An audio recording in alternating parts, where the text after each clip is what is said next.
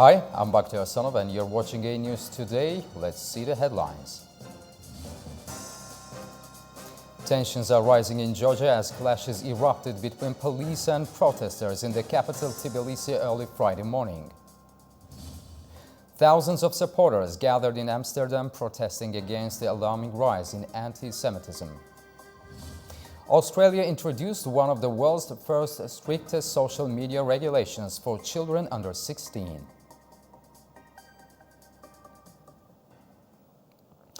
Tensions are rising in Georgia as clashes erupted between police and protesters in the capital Tbilisi early Friday morning. The unrest comes after the government announced a decision to delay European Union accession talks and after it rejected financial aid from the EU until 2028. As of now, there has been no formal response from the EU. Thousands of pro-European protesters took to the streets in Tbilisi in the early hours of Friday. They're angry with the Georgian government's decision to suspend EU membership negotiations and forego budgetary grants for the next 4 years. The announcement has ignited widespread outrage in a country where 80% of the population supports EU integration, according to an opinion poll. We are angry. This anger was, I don't know, it was gathering between the people, and now it's the day. Today they decided to end our history, everything what we have achieved for past 30 years, and not only that, for past maybe 100 years. They just decided to end everything today, and we will not let them do it. I don't know.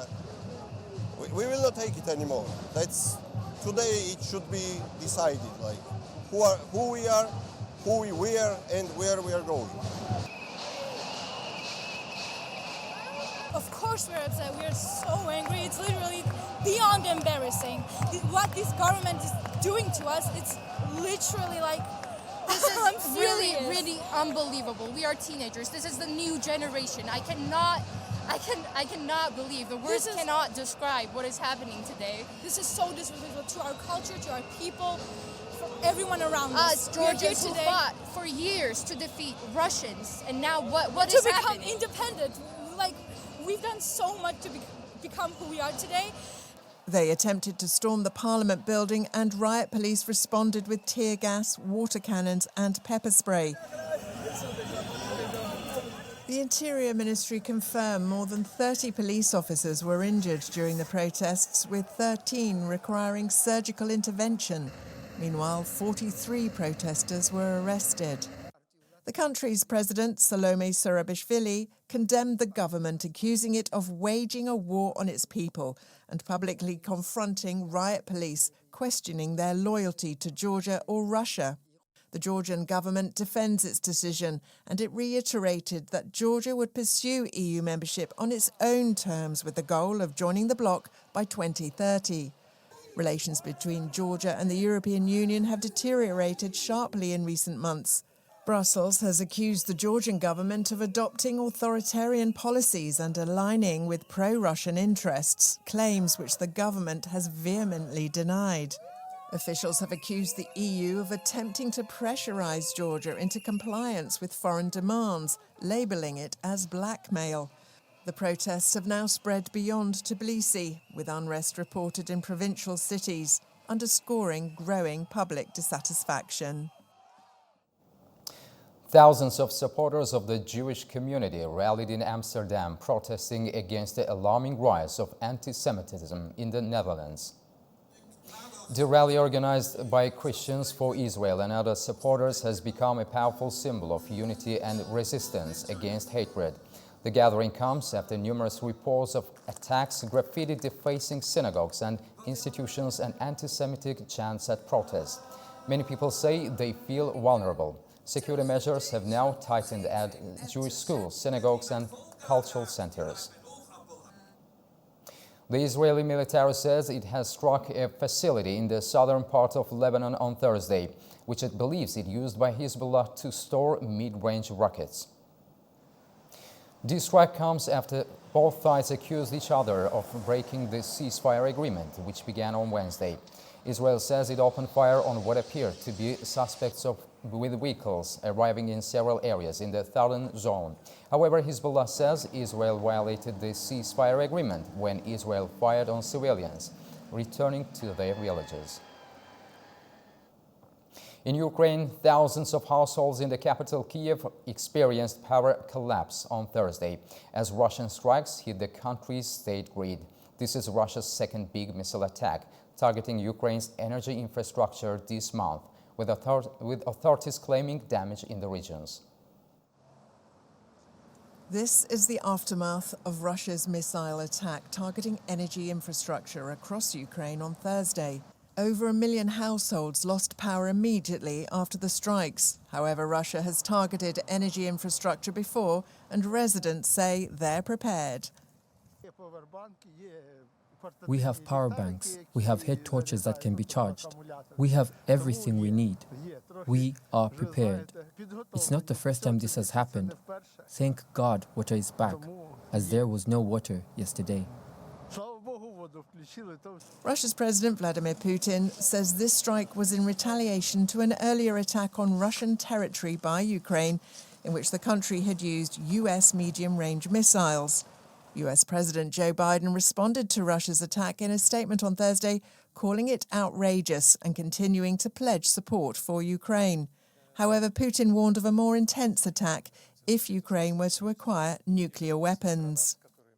If the country with which we are currently fighting becomes a nuclear-armed power, what should we do? In this case, we will adopt and use everything. I want to emphasize this.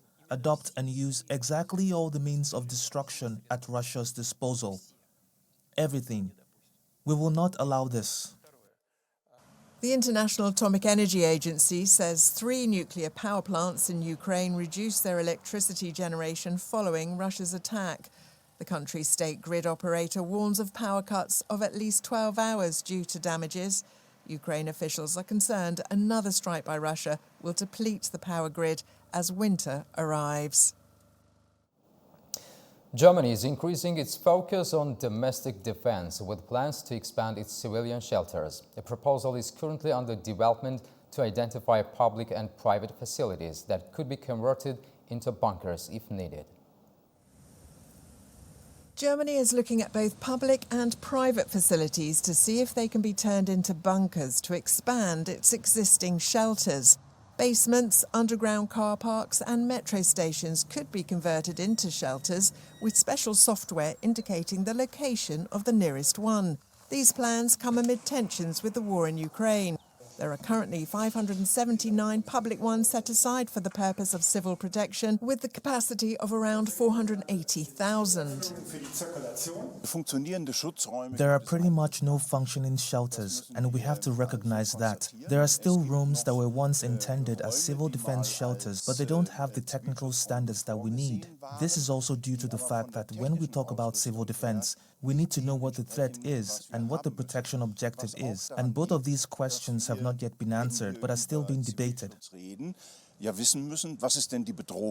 German media reported earlier this month that the federal and state governments, army, security authorities and emergency services are coordinating how they could defend the country in the event of a conflict. 14 agreements have been signed at the Collective Security Treaty Organization summit held in Astana, Kazakhstan. The leaders of Russia, Belarus, Kazakhstan, Kyrgyzstan and Tajikistan aim to further strengthen allied relations within the organization. Additionally, they agreed on a program to reinforce the Tajik-Afghan border, committing the goal of establishing a peaceful Afghanistan free from military conflict, terrorism and drug trafficking. The next CSTO summit will be held in the fourth quarter of the next year in Kyrgyzstan. China has strongly opposed the U.S. decision to escalate chip export controls, pledging to take necessary actions to protect Chinese businesses. The Biden administration is considering further restrictions on semiconductor equipment and AI chips. During a press briefing in Beijing, Ministry of Commerce spokesman He Yadong criticized the U.S. for expanding its national security measures, accusing Washington of abusing export controls and imposing unfair restrictions. These actions severely disrupt the international economic and trade order, destabilize global supply chains, and harm the interests of both Chinese and US companies, as well as the global semiconductor industry. We urge the United States to respect the law of the market economy and the principle of fair competition. The US insists on escalating control measures. China will take necessary measures to resolutely protect the legitimate rights and interests of Chinese enterprises. Reports indicate that the US may add up to 200 Chinese chip companies to a trade blacklist as early as next week, further intensifying tensions in the global semiconductor industry. Senegal's President Bassirou Faye has told France to close its military base in the West African nation, according to reports. He says Senegal doesn't accept the presence of a foreign military base on its territory because it has been independent since 1960. At the moment, there are around 350 French troops in France's former colony, mainly in a supportive role. However, President Faye says they are open to an economic partnership with France. At least 15 people have been confirmed dead and more than 100 remain missing after a landslide struck several villages in eastern Uganda. The disaster, triggered by heavy rains, buried dozens of homes, leaving widespread devastation. The landslide completely buried 40 houses, with others partially damaged. Rescue efforts are being hampered as the washed-out roads and collapsed bridges block access to the affected villages. Uganda has experienced unusually heavy rainfall since October, leading to widespread flooding and landslides, with mountainous areas especially vulnerable.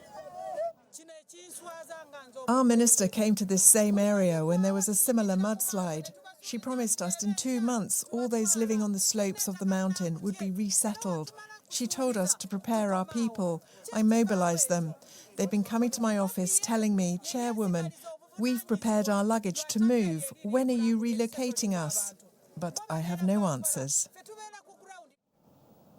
Spain's government has approved paid climate leave after October's devastating floods, which killed at least 224 people. The leave will grant up to 4 days off, aimed at discouraging workers from taking risks in bad weather. This mechanism is already in place for emergencies. During the last month flooding, companies had previously ordered staff to maintain working hours and blamed the government for failing to provide timely alerts. Crunch United Nations talks to find funding to curb the destruction of nature will resume in Rome in February, after negotiations in Colombia this month ended without a deal. That's according to the UN's latest statement. The largest summit yet on biodiversity, the so-called COP16 talks in Cali, Colombia, were aimed at boosting efforts to protect nature from deforestation or exploitation, climate change and pollution. But the meeting, which stretched hours into the extra time, ended on November 2nd with no agreement on a roadmap to ramp up funding for species protection. Many delegates had already left their home by then, meaning the Colombian presidency was unable to establish a quorum. The UN said in a statement that the new round of talks will be held at the UN's Food and Agriculture Organization headquarters from the 25th to 27th of February 2025 to tackle issues that left unresolved following the suspension of the meeting. Wind farm projects in the Baltic Sea would pose a problem for Sweden's security. That's what the Sweden military have said after the government rejected plans for the 30-gigawatt offshore wind farm. The Swedish armed forces argue that the turbines, towers and blades interfere with radar systems, compromising the ability to detect threats. Plans for 13 wind farms were stopped earlier in the month, as well as another plan for Gotland. Australia has introduced one of the world's first strictest social media regulations, banning children under 16 from using platforms such as Instagram, Facebook and TikTok. The law passed after intense national debate aimed at protecting young people from cyberbullying and mental health issues linked to social media. Starting in January, tech companies will try enforcement methods before the ban fully takes effect in a year's time in Australia. Platforms that don't comply could face fines of up to $32 million. 77% of Australians support the ban. Authorities say the move is crucial for addressing the youth mental health crisis. We know there is widespread concern and evidence about the severe mental health impact of social media on children. We've seen very disturbing global trends in youth mental health since the rise of social media, especially for girls. Critics argue Australia's social media ban for under-16s poses privacy risks and isolates vulnerable youth. They argue it reflects a generational disconnect with young people's digital lives. I don't think it's a good thing, really, because I think that it's not going to stop it, and also the government's taking control of things that is parents' responsibility. Because parents are going to keep still using their social media, aren't they? And their kids are going to be watching them doing it. So what's the point, really?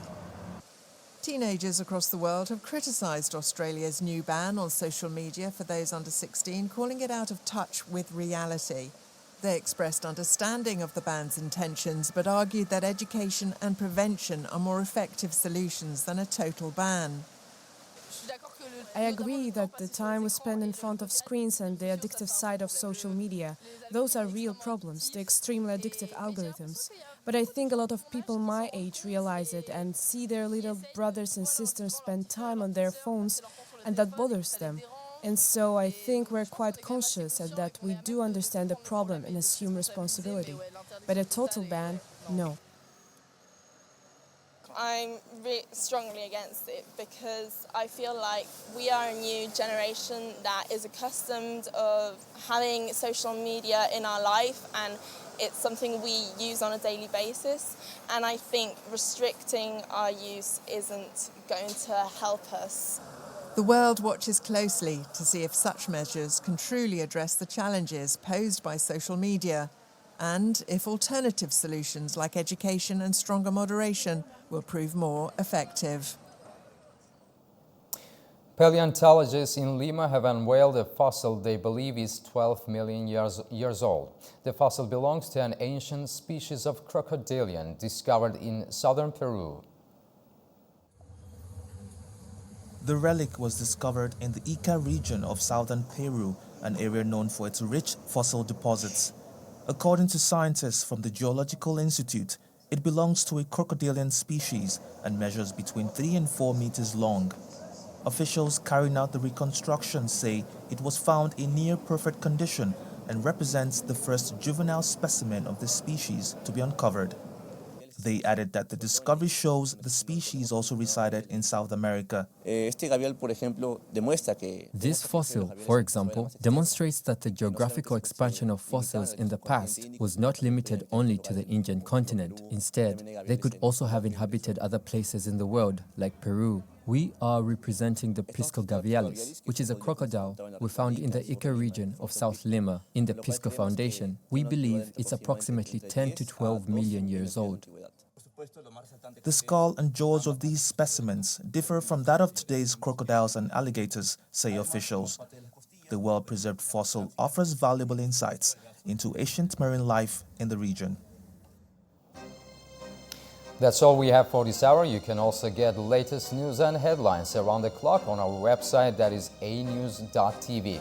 Thank you for watching.